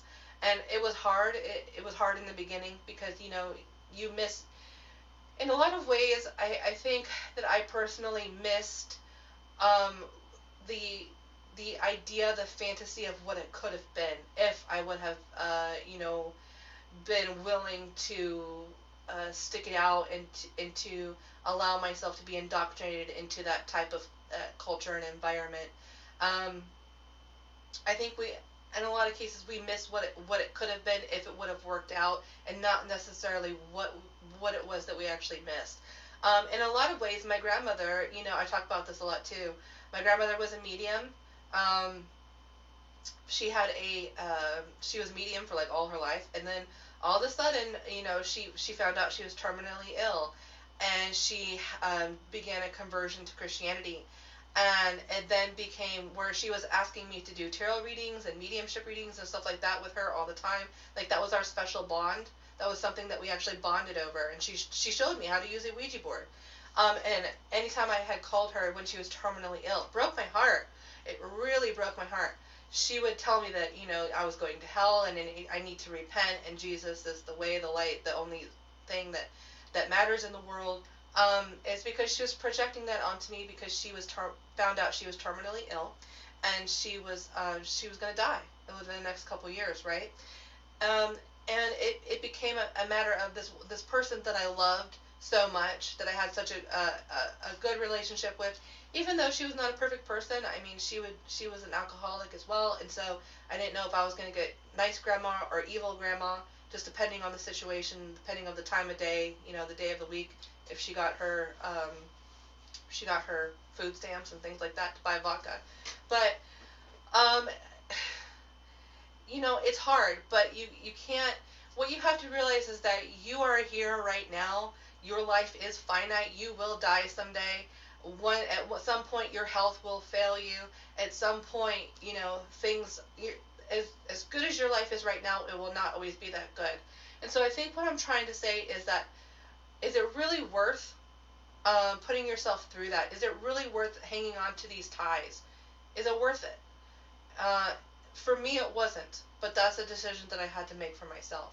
I wish I had some magical thing that I could tell you that would make coming out to your friends and family easier. I wish I could protect you. I wish I could tell you that this is what you need to do in order to save yourself that pain, but it's part of it. That's just part of it. It's that pain that's going to make you stronger and more independent inevitably. Jan says, if anyone is struggling with a family thing, they can reach out to me. I have deleted mine. Rachel says, I know. I asked my grandmother, how's your meetings, or how was the convention? But God forbid me wearing a pentacle in the house. Yep. It's very hypocritical. Susan says, my older cousin, she's staying with my great aunt now, and I'm so damn thankful that she's open-minded to my tarot and woo-woo stuff now. I'm supposed to sage her room because when I was over there yesterday to help paint, there was a lot of bad vibes going on in that room that she's going to stay in. I had an experience yesterday with that it almost knocked the air out of me. So I'm glad that she's opening up to that. And, we can't really expect people to open up to us, but, it's nice when it does happen. And I think we could also somewhat be surprised. I have had, cousins that I was really scared to come out to. It wasn't always, the elders that I was scared to come out to. It was actually my cousins. We're all very close. We were all born within, 10 years of one another. So we all pretty much grew up together. We were all together all the time at family functions and things like that. And I was really scared more to come out to them and what they may think of me. And I didn't have them on my Facebook for the longest time. I would not add them. But, so, to my surprise, to my amazement, my cousin just went to Salem. He just went to the witch tour, and he sent me photos of it. And, I have another cousin who's really into witchcraft as well, and, it's like, when I finally, invited them into my circle, I was so scared of them judging me, but in reality, what I found out was that they thought it was cool. I'm like the cool cousin that reads tarot cards, first, I'm the oldest, by the way, but I'm like the cool cousin that reads tarot cards now, and that's just the way they think about me. So I think, we're not going to really know how people really feel until we actually have that conversation, with them. Unless we know that they are a certain way. And maybe we don't ever come out to those people. I think that's another thing, too, that I want to address, is that you're not required to come out to everybody. Coming out of the broom closet is something more for you. It is more for your sanity, for how you identify yourself in the world. It is not for other people. So you can definitely choose who you choose to come out to. And then that's not to say that you have to come out to anybody. That coming out of the broom closet means that you come out to everybody. Maybe it just means that you come out to a couple people. Maybe it just means that you accept that for yourself, and maybe you don't talk about that with other people, which is totally fine. Right? Okay, so we're at the hour and a half mark. I only have a couple more things that I want to talk about. I really want to talk quickly about the Lightworker's Curse. We did kind of touch on that a little bit previously in the week about the Lightworker's Curse. It's basically, if you are someone who is a Lightworker, which means that you're trying to help heal people, you're trying to help people in general, you're trying to make the world a better place, a less shitty place to be in, you're trying to cause less drama, you're trying to, help people out of their poverty, out of their ill health, you're trying to help people out of their sadness or their depression, things like that. So just, being a light worker just means that you are on a mission to do good in the world and to put more positivity into the world, right? Now, what happens as a light worker, it's called being a light worker for a reason, because you emanate. All of a sudden, you glow. You literally glow. It's like having a glow about you, having a happiness about you, having a security about you. All of a sudden, when you start adopting the light worker manifesto, really, you start taking better care of yourself because you know that you need to take care of yourself to help other people. You start feeling a sense of purpose in the world. You start feeling like, hey, I really can help people. Maybe I do have value. Maybe I'm not just a bag of bones. Maybe I am here for a reason. Maybe, I can choose to have some meaning in this life. Maybe I can actually be somebody and help somebody. What happens is that whether you want to or not, you can attract negative people. You can attract people who are hurting. And it's because they see this within you, they see the light within you. And part of the Lightworker curse is, it's not really a curse, but it can feel like a curse sometimes. If you don't have good boundaries, if you don't remove toxic people, if you don't have honest, straightforward conversations with people, if you allow yourself to get wrapped up and be manipulated in other people's energy and their guilt, their shame, their victimhood type of mentality, you become basically a lighthouse. You become a lighthouse in the middle of a storm, and all of these lost ships are going to be attracted to your light because they're going to want to have what you have. You obviously are displaying something that they covet, that they want. And what happens is that you will have people who desire what you have. They will tell you that they want that for themselves, that they're willing to do the work. But in reality, they won't. And it's really easy to get into this trap of trying to help every lost ship out there. And so it becomes a matter of discernment. And usually how we learn is, unfortunately, we have to be taken advantage of a couple times. It's not something, like I said, that I can protect you from. It's not something anybody can protect you from. Your guides cannot protect you from this, okay? Your spell work cannot protect you from this. It can help. It can, help buffer these types of things. But there will always be negative people who will infiltrate your light, who will try to bring you down. Again, who will try to become psychic vampires, who will try to siphon off of your light, who will attach cords to you. And so there are some ways that we can actually deal with this so that we can identify it when it's happening, and we can also be really discerning about the situations that we put ourselves in to attract that type of situation to happen. People used to tell me, Lynn says, that I was glowing. Not lately, though. Clearly off my path. You know how to fix that, though. You have the tools. And so I have complete faith that you're going to be able to rectify that situation. Jan says, I love your simple explanations. Thank you. Rachel says, I started glowing apparently. Yes, you have. Ever since you cut your hair off, Rachel, you are glowing. Like, you are so vibrant. And I think when you cut your hair off, it was a symbolic act of releasing who you have been and embracing who you are now. Because as soon as you got into the masterclass, it was like, as soon as you started getting out of the whole $100, $200 a month max, and you started bringing in multi-$1,000s a month, and you started getting new things, and your new phone, and your new apartment, and your things in your life started actually working out. That's when you cut your hair. And I think it's really cool because it was a symbolic act. And I think that once you got rid of that past, now you are free to be exactly who you are. You're free to embrace who you're going to be in the future. And it's beautiful. And every single person is going to have their own symbolic act. It manifests in so many different ways, you know. For some people, it's cutting their hair off. For some people, it's blocking family members. For some people, it's saying, you know what, we're going to stay home this Christmas and we're going to have our own thing at home, you know, with our circle, with our friends, with our family, that sort of thing. It manifests in so many different ways. You will know what is right for you to do. If you feel the impulse that you need to do something drastic like that, freaking do it, because that's what's going to actually be the sealing. That's like the sealant, seals the deal, your commitment to who you are choosing to be now. It's that number 5. They flit and float to light workers. They can, but it's really anybody. It's not just number 5s, but it's really anybody. But I think what you're saying is it's that energy of similar to a 5, which is true. It's not like it's 5s directly, but it's an energy similar to a 5. It can either be chaotic or it can be a really good match. And with the 5 type of energy, you just don't really know. It's a kind of a risk. It's kind of a gamble. Lynn says, thank you. Sky says, I'm a 5. No, it's not about 5s. It's just about like the energy of a 5, you know? I've been saying stupid stuff. I'm sorry. No, no, you're fine, Rachel. You're fine.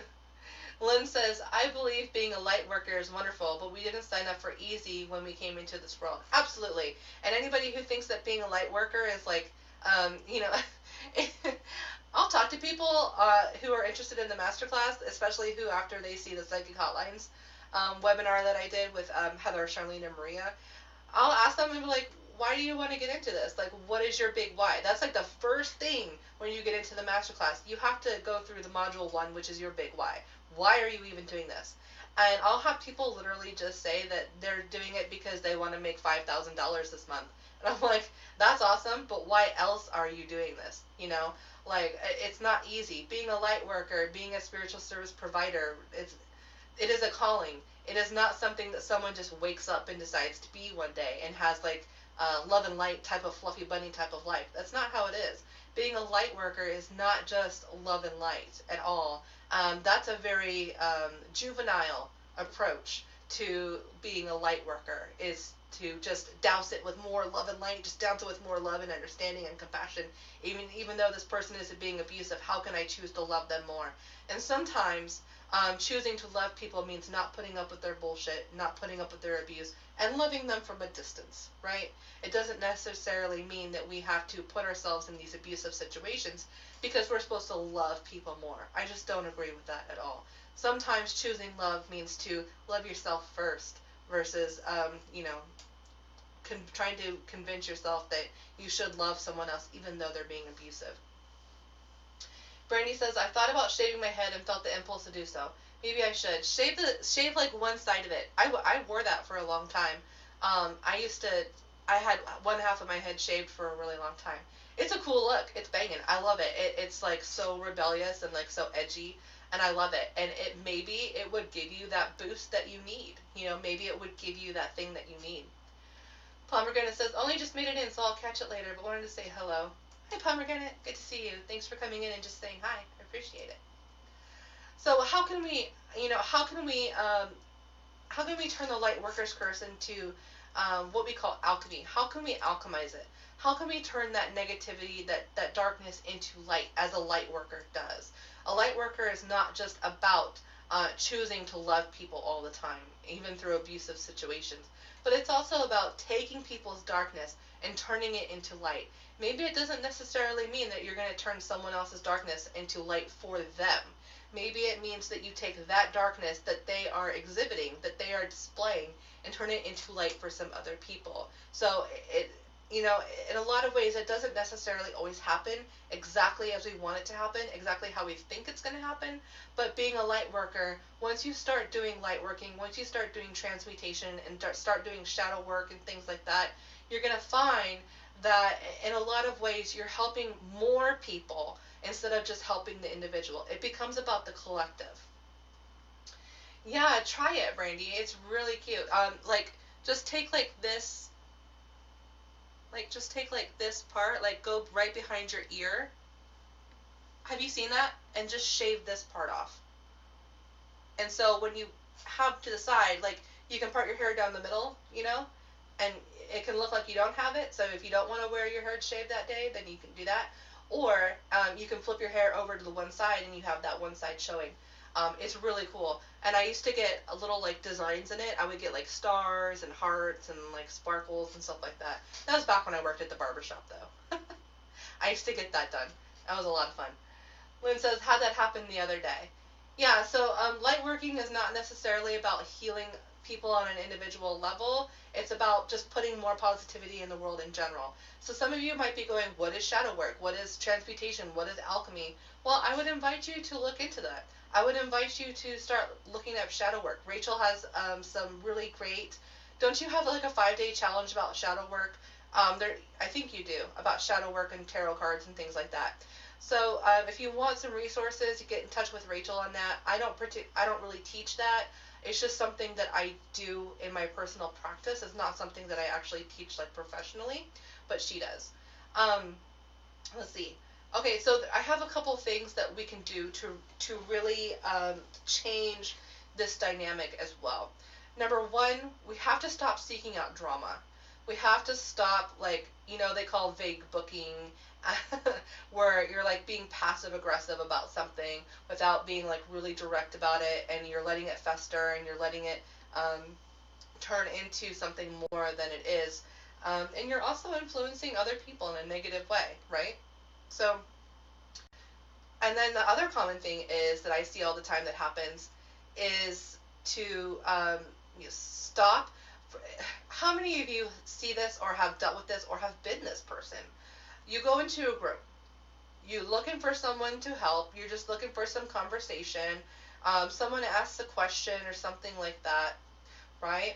And then like you give your answer, and then someone else has to comment why you're wrong, or why you don't know what the heck you're talking about, or they have to basically call you out. Okay. How many of you have experienced that type of negativity? There's a difference between having a normal discussion, but in most cases, people just like to seek out that drama. They like to seek out fights. They like to seek out arguments. How many of you have been that person who has gone through a conversation, a thread, and singled out someone that said something and said, no, you are wrong, and that's not how you do it? I've been that. I've been both of those people. For a long time in my life, I thought I knew everything about everything, and I thought I was right about everything, and I felt like everybody had to know how right I was about everything. And that's just part of the spiritual journey. That's just part of it, because we start to learn these things. We learn these modalities. We get some results and success in our own life, and then all of a sudden we become the expert, and we have to go help everybody, even though they're not asking for the help, or we have to go correct other people. That sort of thing. Yeah, where they're nitpicking, pretty much, yeah. Lonnie says, yes, I've had that done to me. Susan says, I've been that person when my emotions are high. Yep. Rachel says, yep, and it's irritating, but I try to pivot it away. Brenny says, yep, I had it the other day. So what we can do is we can stop putting ourselves in positions where we are inviting that sort of conflict. That's number one. That's number one to really controlling your energy, controlling your emotions, controlling your response to things. Literally, if it doesn't concern you, butt out. Don't feel like you have to involve yourself in every single thread, and that you have to give your opinion about everything if it doesn't even involve you. You know what I mean?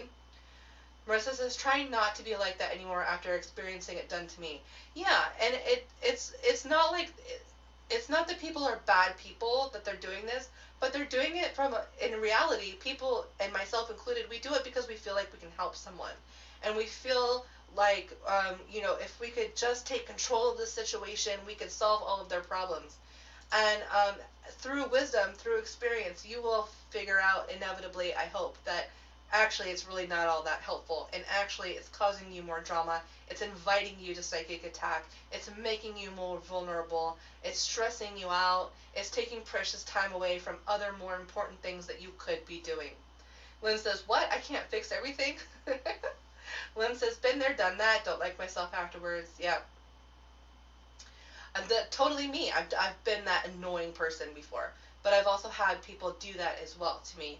And it can be nerve-wracking because, you're not, in a lot of ways, you're not in a dialogue with that person. You're in a dialogue with the person that you're responding to. And it's like the other person just has to butt in and just like get all up in your business and things like that. The groups tend to just in them, which save me the drama. Yeah, and group networking is really important. Everybody needs to join groups and go participate in groups to build up your circle. But you can be more discerning about which conversations you invite yourself into. Yeah, I got what you were saying, Leonie. I got it. In a lot of ways, you really want to decide, you want to make the commitment to yourself that your sanity is worth more than you trying to prove you're right, or that you're right, your way is the best way to handle something or to deal with something, or you have the magical modality that is going to save this person, and things like that.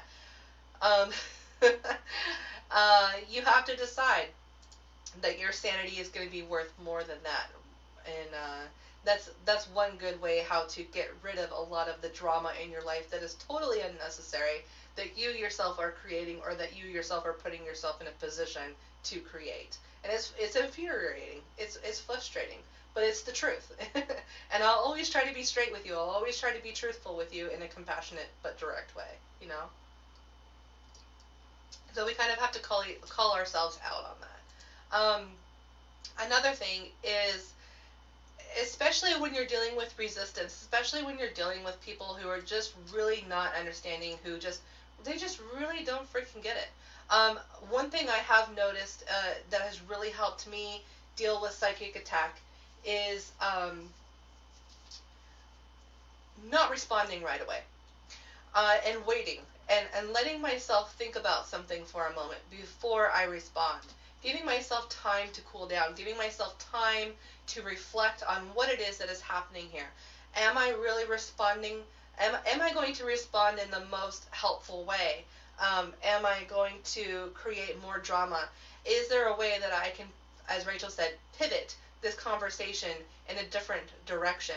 And sometimes I have to just walk away. Sometimes I can't engage at that certain moment. And there is strength in being able to walk away, because it means you are in control of that situation.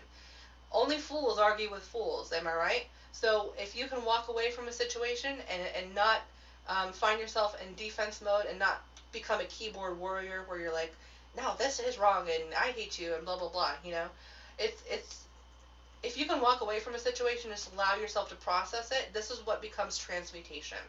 So transmutation really is a light worker. This is the process. A light worker is existing. They're trying to do good in the world.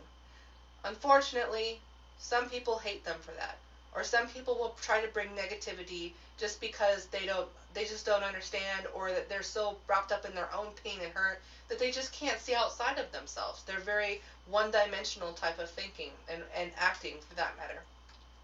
Light worker is existing. She's shining brightly. Lost ships out to sea. You attract a negative Nelly. It happens.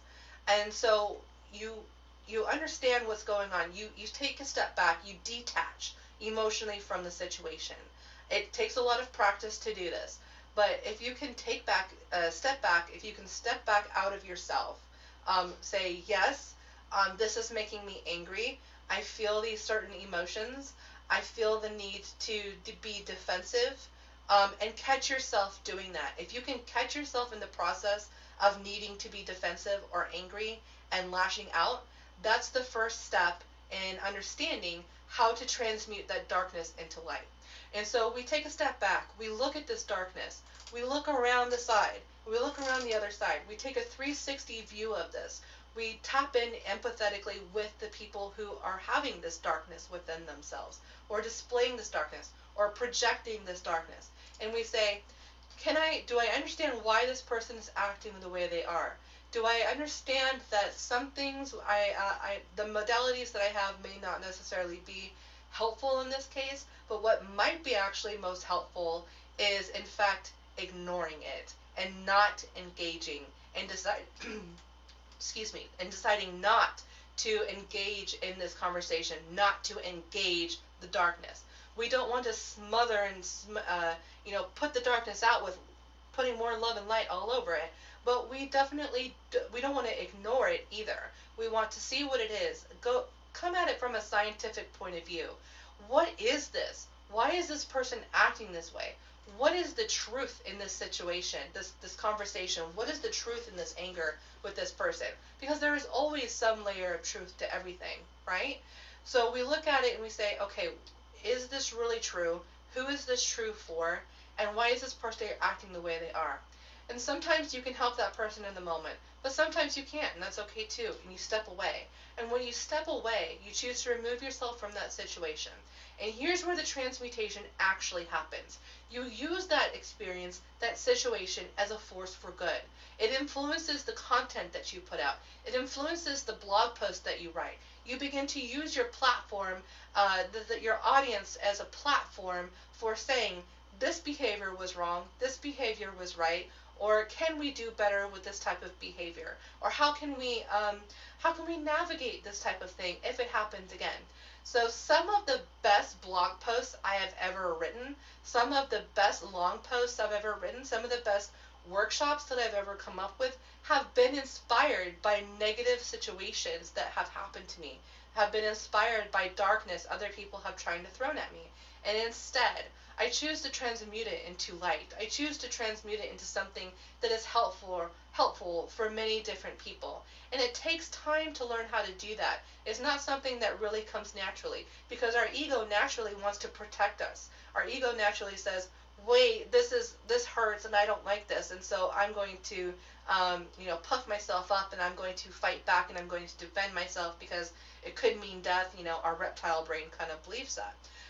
And so there's a lot of strength also in being able to look at darkness straight in the face, not get emotionally attached to it, and then transmute it into something positive, right? Does everybody understand what I mean by that?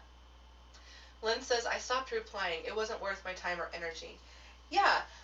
So one of the last experiences that I had was with a lady that was, really pissed off that I charged for my masterclass. And she had signed up for all my free stuff, and she somehow got into her head that her credit card was going to be charged.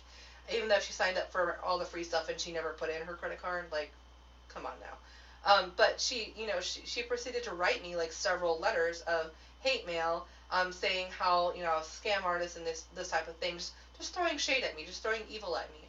And I did defend myself, but then I also went and wrote a badass long post about how you are not obligated to listen to anybody's projections of you, how it is okay to actually defend yourself, and you have the right to defend yourself to anybody who questions your integrity, right? Especially if you're showing up day in and day out and day in and day out, and you're really focusing on building your platform, you're really focusing on building your audience.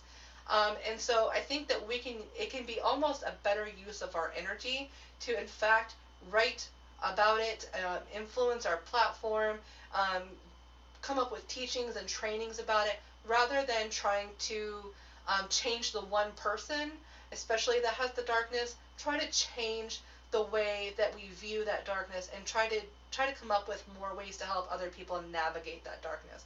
I think that's important, and I think that's definitely a big tenet of being a light worker. And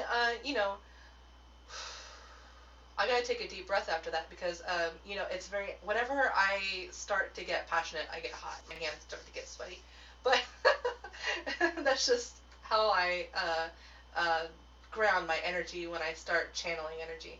Lynn says, yes, I do understand, very good advice, control that flight response and make lemonade at those lemons. I mean, what else better can you really do?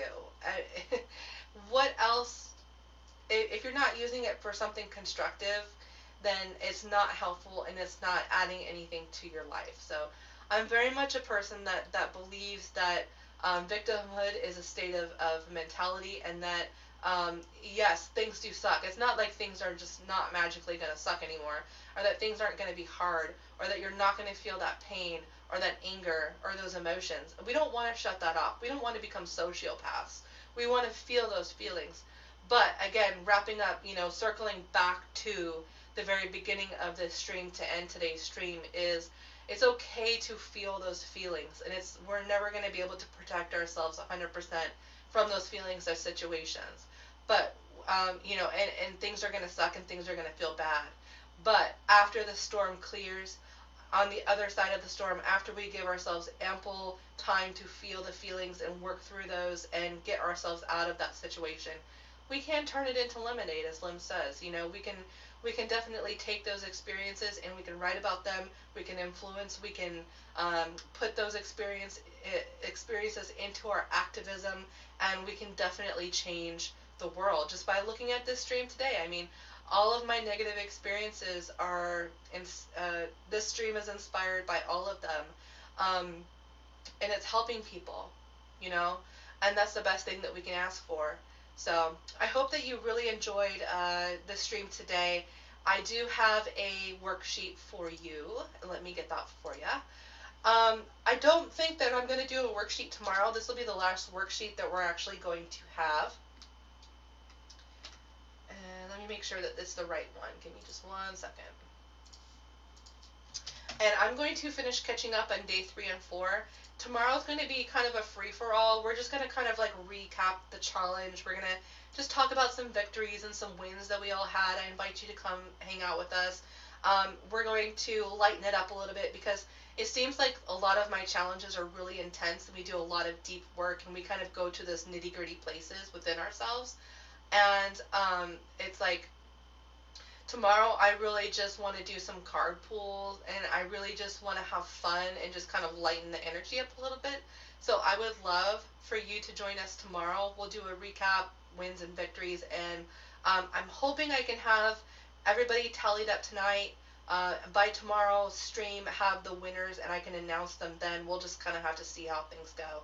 But I had so much fun with y'all today, and I will see you in the Facebook group, and I'll see you tomorrow for the last day of the coming out of the broom closet 5-day challenge.